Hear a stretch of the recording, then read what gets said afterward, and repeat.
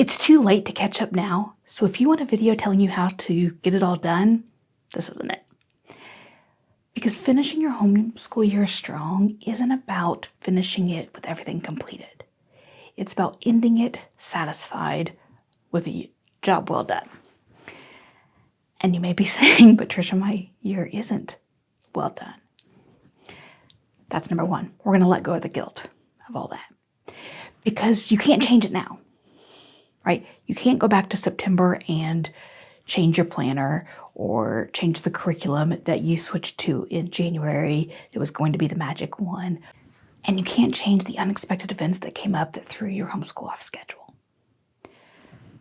So you've got to let go of all of that. And I know that's easier said than done. We're ending year 14 and every year I've had to let go of the guilt of things that didn't go the way that I thought they would go. Some years more than others. Max hasn't made an appearance in a video for a while, yelling or making noise. Today he is. Yeah, it's too late to change those things. So you've got to find a way to let go of the guilt. The next thing we're going to do is we're going to end on a high note. Even if it's not, even maybe a little earlier than what you planned, ending on a high note means that you are, everyone's ending in the last memory is of satisfaction. Now, what does that look like? Well, it might mean that you finished math book one day and maybe you still have some history or some writing to go, but math is done and everyone's feeling good about that. And maybe you call that your last day. Maybe it means that you had a field trip and at the end of that day, you guys are just like, yeah, this is what homeschooling is all about. I'm so glad we homeschool. That'd be a great way to do it. Another subject that a kiddo struggled with and it's finished, sense of satisfaction. Because what you don't want to do is end your year, again, going back to the guilt, regretting what's going on, or feeling rushed, or feeling like you're just doing things so you can mark it off. That's not going to help you set up next year for success. End it on a high note. And I'm not talking about you some big elaborate field trip and everything was perfect about it or anything.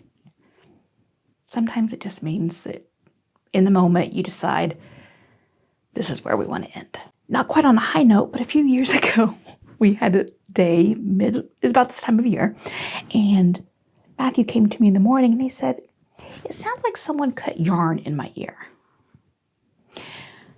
Realized that something with his eardrum, took it to urgent care, and we're sitting there in the lobby and I'm thinking, I cannot possibly do another day of homeschool. And so that was it. He got his medicine, saw the doctor.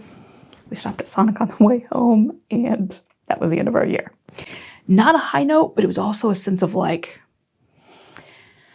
okay, this is where it ends because it can only go downhill from here. And the last thing we're going to do is to put your homeschool space to bed. If it's a room, wherever it is, I want you to turn on an audiobook or some music and everybody does a good clean.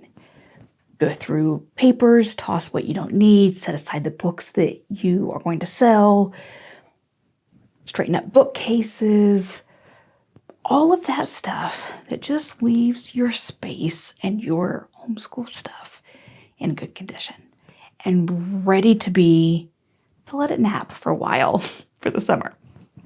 Now that doesn't mean that everything has to be perfect. It doesn't mean that you're not going to come back to it later. It just means that like, this is wrapped up. Our year is over. Look at everything we did. It's been good. Now, if you want a little more practical advice on ending your school year strong, go check out the video over there and I'll see you over there.